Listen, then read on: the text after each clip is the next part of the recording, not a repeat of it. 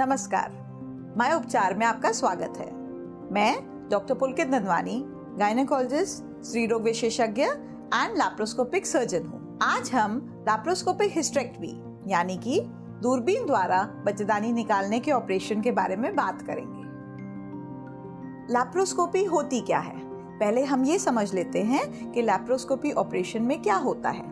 Laparoscopy एक नए आधुनिक तरीके से करने वाला ऑपरेशन होता है जिसमें पूरा पेट खोलने की जरूरत नहीं होती है। इसमें दूरबीन द्वारा पेट की पूरी जांच हो जाती है और बहुत ही छोटे छोटे 2 से 3 छेद के अंदर ही पूरा ऑपरेशन किया जा सकता है। जो लैप्रोस्कोपी में हमारे औजार होते हैं वो बहुत लंबे होते हैं और उनके आगे कैमरा लगा होता है और बहुत पतले होते हैं। इनको पेट के अंदर डालने के लिए बहुत ही छोटे 2 से 3 पेट के अंदर छेद किए जाते हैं और उसी के थ्रू ये औजार डाला जाता है।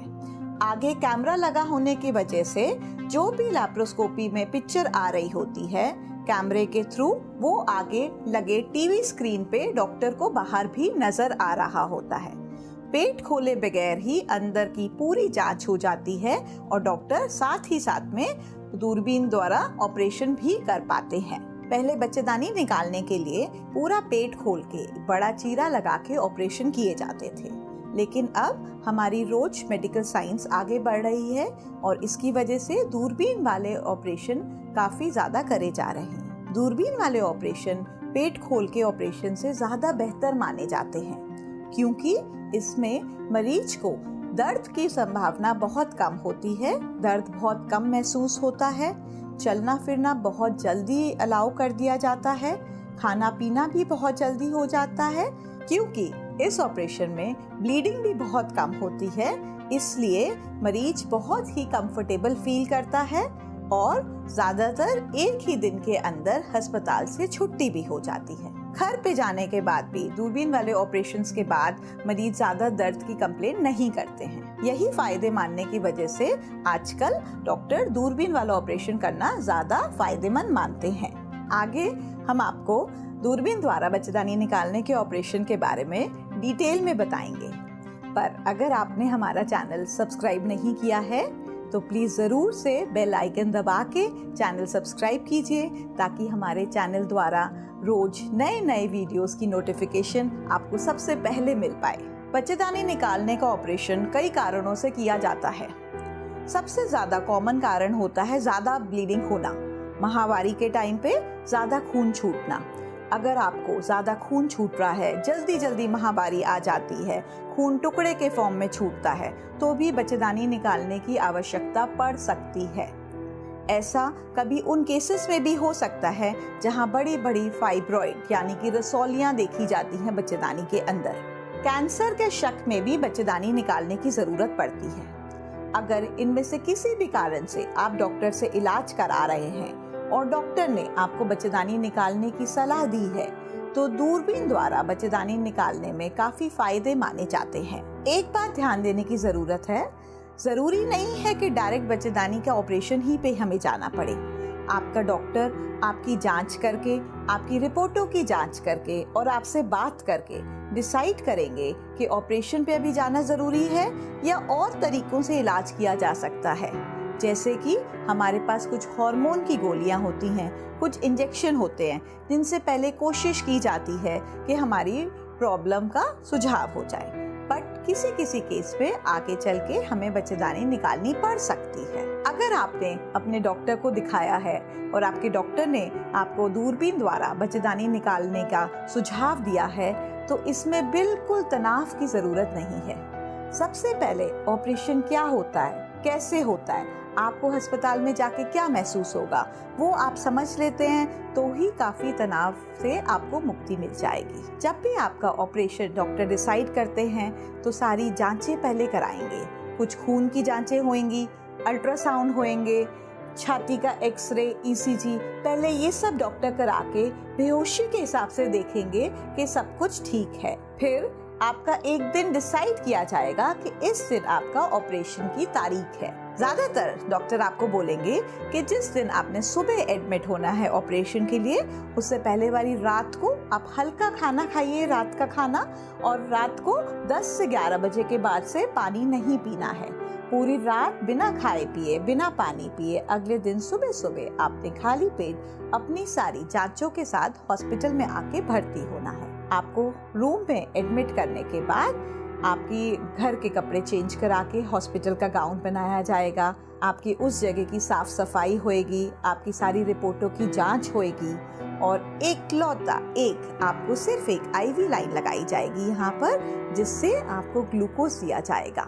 यही मेनली दर्द आपको महसूस होएगा। एक बार जब आपकी ये सारी जांचें हो गई हैं, ग्लूकोज वगैरह दे दिया है, बेहोशी वाले डॉक्टर भी आपसे मिलने आएंगे ताकि कुछ ऑपरेशन के दौरान में दिक्कत ना हो। जब आपका निर्धारित ऑपरेशन का टाइम फिक्स होएगा तो नर्स आपको ऑपरेशन थिएटर के अंदर ले जाएगी। ऑपरेशन थिएटर में आपको इसी आईवी लाइन के द्वारा दवाई देकर और एक मास्क के थ्रू गैस देकर आपको बेहोश कर दिया जाएगा। पूरे ऑपरेशन के दौरान आपको कुछ भी नहीं पता चलेगा। आपको ऐसा महसूस होएगा जैसे आप बहुत लंबी नींद से उठे हैं जब ऑपरेशन खत्म हो जाएगा। ज्यादातर ऑपरेशन 1 से 2 घंटे का होता है। जैसे ही ऑपरेशन खत्म होगा, दवाइयों का असर खत्म होगा, धीरे धीरे आपको अपने आप होश में आने लगेंगे।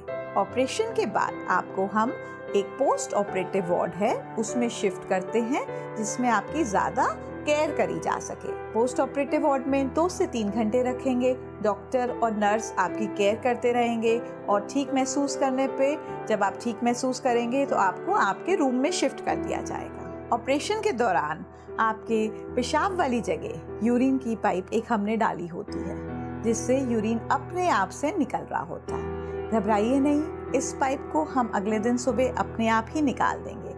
आपको दिक्कत नहीं आएगी इस पाइप की वजह से। रूम में शिफ्ट होने के बाद 2 से 3 घंटे बाद आपको खाने पीने के लिए भी अलाउ कर दिया जाएगा और आप चलने फिरने भी लग जाएंगे। सब कुछ ठीक रहने पे, कोई दिक्कत नहीं होने पे और आप अगर कंफर्टेबल फील कर रहे हैं तो अगले दिन आपकी अस्पताल से छुट्टी भी कर दी जाएगी। ऑपरेशन में जो छोटे छोटे छेद किए गए होते हैं, उनके ऊपर हमने डिसॉल्व होने वाले, अपने आप घुलने वाले टाँके लगाए होते हैं और उसपे वाटरप्रूफ ड्रेसिंग करी होती है। इन टाँकों की ज्यादा केयर करने की जरूरत नहीं होती क्योंकि बहुत ही छोटे होते हैं। आप घर जाने के बाद नॉर्मल अपने रूटीन से नहाना शुरू कर सकते हैं और रूटीन में खाना पीना सारा कुछ कर सकते हैं। ऑपरेशन के बाद अगले दिन छुट्टी के टाइम पे आपको अस्पताल से एक डिस्चार्ज कार्ड मिलेगा।